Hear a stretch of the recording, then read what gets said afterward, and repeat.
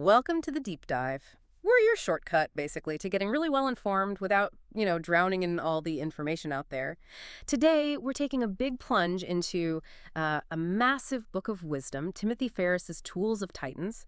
It's all about the tactics, routines, habits of, well, billionaire icons, world-class performers. Our mission for you listening is to go beyond just a summary. We want to pull out the really potent bits of knowledge, the surprising facts, the actionable insights from this huge work. It's really about uncovering that practical advice from some of the world's most successful people. That's exactly right. I mean, Ferriss took on this immense project, didn't he? Interviewing over 100, maybe more, world-class performers, super diverse fields, athletes, investors, artists, you name it.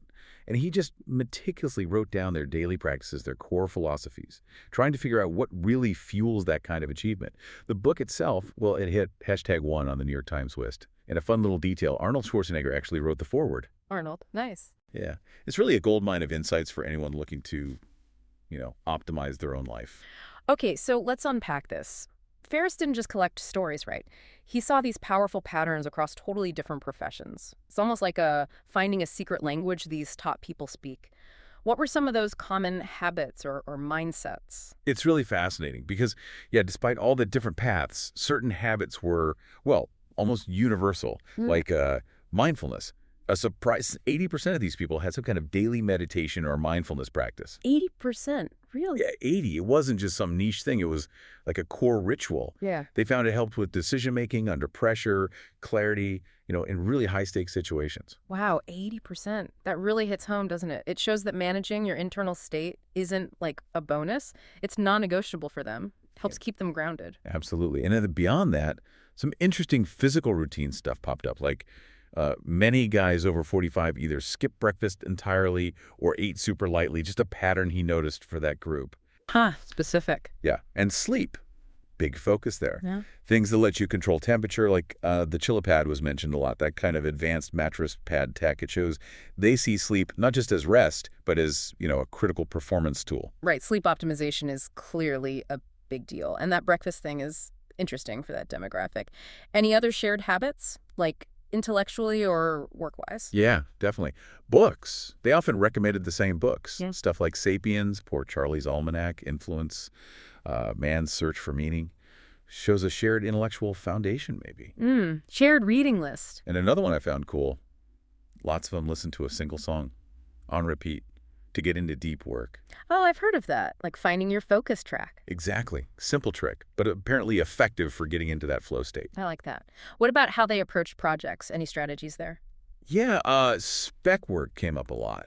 Speculative work. Exactly. Meaning they'd do a whole project on their own time, their own dime, and then show it to potential clients or buyers. Wow, okay, so proving value up front. Totally. Very proactive, results-first mindset. They invest first, rather than waiting for someone to ask. And maybe the most fundamental thing, a shared belief that failure is not durable. Failure is not durable. I like that. Powerful. It's not just bouncing back. It's this core view that setbacks are temporary, not defining. And they consistently manage to turn weaknesses into, unique advantages. That's powerful. It makes you wonder, though, how they actually do that. Like, practically. It's more than just saying the words, right? Yeah, oh, for sure. It often ties back to how they learn. Failures aren't endpoints. They're just data. Keep iterating, turning a weakness into a strength. It's not ignoring it. It's digging into it, finding that unconventional angle. That's a perfect segue, actually, into how these titans optimize themselves physically and mentally. This is where it gets really interesting with insights from, extreme athletes to researchers on the cutting edge. Oh, yeah. Take Amelia Boone, obstacle course racer. Her personal motto, basically on a billboard, "No one owes you anything," really sums up her self-reliance. Intense. Totally. And get this. She became a champion just 8 weeks after knee surgery. 8 weeks? That's insane. Right. She says a lot of it was mental resilience, built by deliberately training in horrible conditions. Cold, rain, rehearsing the worst-case scenario, she called it. Wow. Mental toughness training. Exactly. And for recovery. She used stuff like a rumble roller, for muscles, rolling her foot on a golf ball. Yeah. And regular sauna use that pops up again, apparently boosts endurance, growth hormones. Sauna again. Okay. And here's the fun fact. Pre-raised breakfast, Oh, Pop-Tarts. Pop-Tarts? Seriously? Seriously, Yeah. Pop-Tarts. I love that. It just shows there's room for quirks, right? Even with all the optimization. Speaking of cutting edge, Dr. Rhonda Patrick, she's deep into aging and health research. Some really forward-thinking ideas there. Oh, absolutely. Dr. Patrick suggests, like, banking stem cells from your teeth during dental work. Banking stem cells from teeth. Yeah, something most people wouldn't even think of. Super proactive about future health. And she's another big fan of heat conditioning, like saunas, for hormones and endurance. Okay, so heat therapy is definitely a recurring theme here. Seems like it. And then you have Christopher Sommer, the gymnastics coach. He gets really precise about physical training concepts. Right, he makes a key distinctions. Yeah, between flexibility that's passive Right. and mobility, Mm. which is active range of motion with strength and control. Okay, mobility has control. Makes sense. His philosophy: work on the stuff that embarrasses you, your weak points, because those are usually what hold you back. And he hammers consistency over intensity, prevents injuries, builds progress long term. Work on what embarrasses you. That's interesting advice. Now, Dominic D'Agostino, the researcher focused on metabolic therapies, he's big on specific diets, isn't he? Very much so. He advocates the ketogenic diet as like a foundational therapy. And fasting, too, for cell health, maybe even cancer prevention. He lists several strategies for metabolic health. But, it's interesting. While D'Agostino is a strong keto proponent, it does bring up that important point for listeners, right? Yeah. Are these one-size-fits-all diets really the answer for everyone? That's a really critical point. Because, as the sources themselves suggest, how people respond metabolically to diets, it varies Yeah. a lot. So personalized experimentation seems pretty key. Absolutely. Everyone's different. Got to figure out what works for you. Then there's Wim Hof, the Iceman. His methods are kind of legendary. Oh, yeah, the Wim Hof method. Using cold exposure for, well, apparently improving mood, immune function, even fat loss. He also does intermittent fasting and these unique heart-to-heart hugs for connection. He sees cold exposure as this purifying force, like hitting a reset button on life's pressures. A purifying force. I like that. It's more than just physiology. Peter Attia, the longevity doctor, he brings a very data-driven approach. Yeah, Etienne really focuses on strength training, more than traditional cardio, actually, for managing weight effectively. And he tracks his own glucose levels constantly, uses one of those continuous monitors. Like a CGM. Exactly. Gets real-time data on how food and activity affect his metabolism, way beyond just a single blood test snapshot. He warns against those snapshots, actually. Says focus on the trends over time. Trends over time. That's smart. Much better picture. Charles Poliquin, another famous strength coach, he had a pretty strict take on nutrition. Oh, yeah. Very clear rules. He believed you had to earn your carbohydrates. Burn them. How? But being fit enough, like under 10% body fat, he'd say. Strict rules like no drinking calories, well, except maybe dry red wine, and minimal fruit. Wow. Intense. His core idea. The basics are the basics, and you can't beat the basics. Just nail the fundamentals. He also highlighted specific types of magnesium, like threonate for sleep and cognition, saying they could help lower biological age markers. Earn your carbs. That's memorable. And Ferriss himself, he has personal hacks too, right? Yeah. For sleep, travel, fitness, he does. Besides the cool mattress pad, he uses spinal decompression, things like inversion tables, to ease pressure, improve sleep, and for travel. Yeah. He packs a gym in a bag, essential little things, voodoo floss, sliders, a mini rumble roller, stuff like that to stay consistent on the road. Gym in a bag. Smart. Okay, so we've covered the foundational habits, the physical optimization, but a lot of success comes down to mindset, right? How you think. Let's pivot now to the mental frameworks, the strategies these titans use in business, in life. Right. And a lot revolves around discipline, ownership, challenging assumptions. Jocko Willink, the retired Navy SEAL, his mantra is discipline equals freedom. Discipline equals freedom. Seems backward at first. Yeah, but his point is structure and self-control actually free up your mind, improve decisions, help you hit goals. He also pushes extreme ownership. Extreme ownership, meaning? Taking full personal responsibility for outcomes, especially for your team. No blaming. Even when things go wrong for reasons outside your direct control, you own the response. Owning the response. Okay, that makes sense. Peter Thiel, PayPal co-founder, investor, he had some pretty contrarian advice for entrepreneurs. He did. He basically says, don't wait around to start a business. Yeah. And he kind of downplays the idea that failure is always this great teacher. Sometimes, he argues, it's just failure, a wasted time. Controversial. Yeah. He stresses being different, Solving unique problems, don't just follow the herd. Challenge the basic assumptions everyone else makes. Don't wait, challenge assumptions, and maybe failure isn't always the best lesson. Yeah. Got it. Chris Sacca, another big investor, he has a different angle. Saka talks about having a beginner's mind, asking simple, almost naive questions, because that's often where new insights come from. Gainer's mind, I like that. He also says empathy is crucial in business, and that good stories versus data, well, stories often win.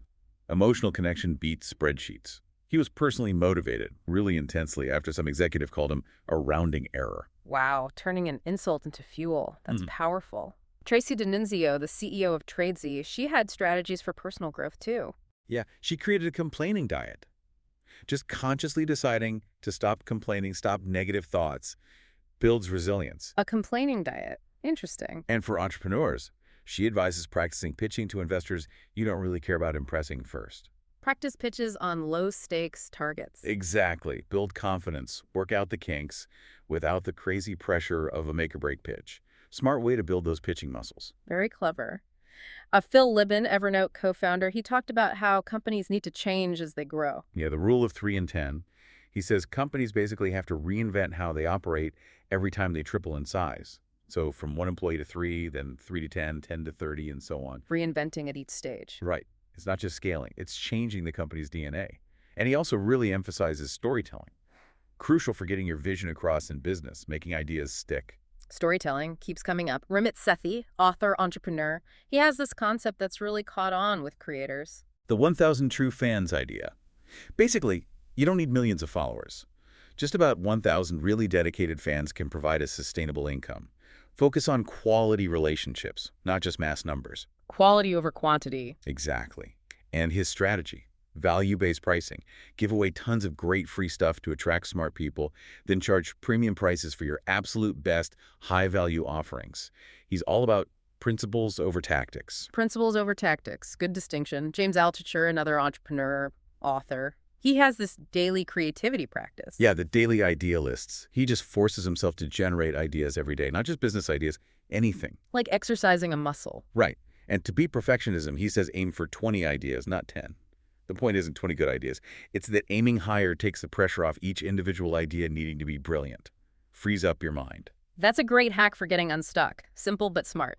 Cascade, the DJ and producer, he uses a simple metaphor for priorities. Yeah, the jar metaphor. Time management is like filling a jar. You have to put the big stones in first, your main priorities. Then the smaller pebbles and sand, the less critical stuff can fit around them. The big rocks go in first. Nice visual.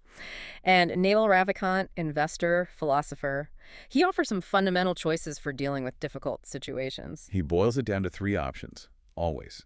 Change it, accept it, or leave it. It's about making an active choice, not just staying stuck. Change, accept, or leave. Powerful framing. He also talks about the 5 chimps theory. Basically, you become like the 5 people you spend the most time with. Your mood, your behavior. It's heavily influenced by your close circle, so choose wisely. Your social environment shapes you. Makes sense. And fundamentally, just be honest. With yourself, with others, integrity is key. Okay, let's shift one last time to the deeper stuff, creativity, meaning navigating life's big challenges. These insights can really change how we see things, can't they? You really can. Rick Rubin, the legendary music producer, his creativity routine starts with an ice bath and getting sun exposure. Ice bath again. To spark creativity this time. Yeah, and he really stresses passion in art. Being true to yourself. That's where the best stuff comes from, he believes. Authenticity.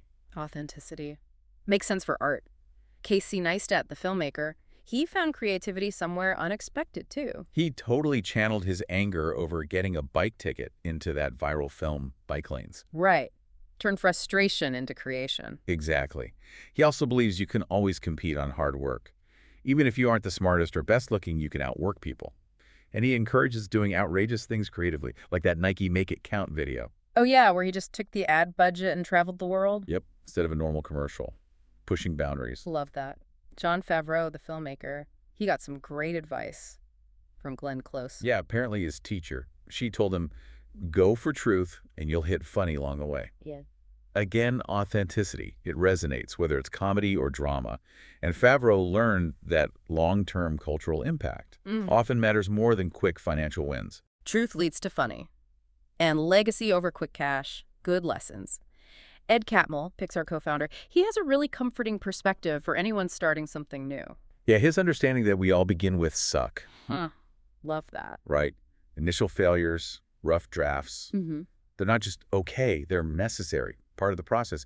He emphasizes continuous learning, observation.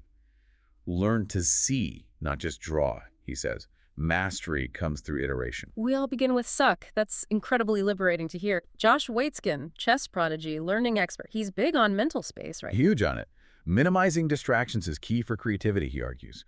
Prioritizing empty space, mental downtime over being constantly busy or engaged. Creating empty space. So hard these days. Tell me about it. And his learning method, master the small things to grasp the big picture. Learning the macro from the micro. Quality over quantity in practice. Micro to macro. Interesting approach. Brene Brown, the vulnerability researcher, her message feels so relevant to everyday life. Oh, absolutely. She encourages leaning into discomfort, embracing vulnerability. That's the path to bravery, she says. Her core idea. Afraid and brave can coexist. Afraid and brave together. Yeah. Fear doesn't cancel out courage. They often go hand in hand. That's really profound. B.J. Miller, the palliative care doctor, he offers such a unique, almost beautiful view on life and, well, facing the end of it. It's really moving. He uses stargazing as therapy. Advocates delighting in perishability, finding beauty in things that don't last, like the miracle of a snowball. Delighting in perishability. Wow. And for supporting people who are suffering, his big thing is listening, bearing witness, just being present with empathy, not trying to fix it or give advice. He calls it art as medicine, to simple things like baking, bringing joy. And his quote, "Don't believe everything that you think." Don't believe everything that you think. That hits hard, questioning our own thoughts. Yeah, so important. Then Tim Kreider, the essayist, he's this sharp critique of modern busyness. Ooh, I feel this one coming. Right. He says being busy is like a badge of honor now. But often it's just masking anxiety or fear of facing deeper stuff. Maybe a lot of what we do doesn't really matter that much. Right. Yeah. He argues for idleness, play, not just for relaxing, but because they're essential for creativity, for productivity. His line, life is too short to be busy. Life is too short to be busy. That's one to sit with, a real challenge to how we live. And finally, Ferriss himself shared something incredibly personal about mental health, didn't he? Puts a lot of these tools in context. He did, very openly. Talked about struggling with depression, even suicidal thoughts, back in college. At Princeton, despite having all this external success. Wow, even then. Yeah. What helped him turn a corner was realizing the impact his death would have on people who loved him, and then actively using practices like meditation, exercise, gratitude, helping others, ways to interrupt those negative cycles. And crucially, he stresses how vital it is to seek help if you're in crisis, normalizing that conversation. Such an important message. Wow, okay, what a deep dive that was. From daily habits, like really disciplined stuff, to these profound philosophies on meaning and purpose. It's an incredible toolkit. Clearly not a rigid manual, right? More like a huge collection of experiments people can try. Exactly. And what's so interesting is how many of these different tools point back to the same basic human needs: focus, resilience, connection, stuff like that. Yeah. If you look at the big picture, the tactics vary widely, right? But the underlying principles, self-awareness, intentional action, those seem pretty universal. But remember, knowledge is only valuable when you understand it and apply it. You got to think critically. What actually resonates with your body, your mindset? Because, like someone in the book said, optimal depends on what you're optimizing for. Absolutely. Optimal depends on what you're optimizing for. So here's the final thought for you listening. What is your ultimate definition of success? And maybe what's one small tool from everything we talked about today? What's one thing you're going to bravely experiment with this week to get a little closer to it?